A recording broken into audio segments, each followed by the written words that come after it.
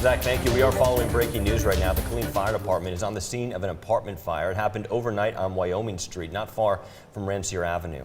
That's where we find Texas Today's Barry Roy, who is live this morning. Barry, what's the latest out there? Yeah, good morning to you. Still a very busy scene out here this morning. The call coming into the fire department about 3:46 this morning. I got Fire Chief James Kubinski with me this morning. Let's talk about what happened. You guys get this phone call, you arrive on scene. Walk me through what your guys saw.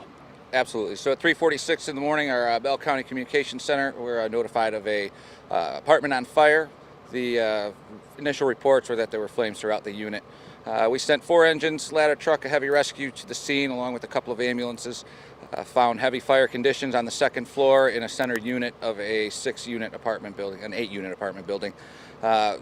Prior to our arrival, we were advised that there were 3 victims inside of the fire unit, some of who had escaped through a window on the second floor out the back of the building. With that being said, 2 of those patients have been transported to Scott and White for further evaluations, and 1 of the occupants signed a medical release on the scene.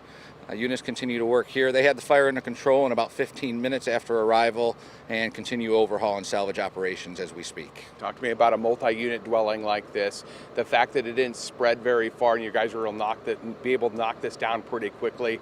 Talk to me about that act by your firefighters and your crew and how amazing that is that it didn't spread faster. This is an absolutely outstanding job by our companies. To see that immense amount of fire, to be able to get that knock and not really even extend into other units. A minor effect to a unit next to it, but not much, just barely leaked into that unit.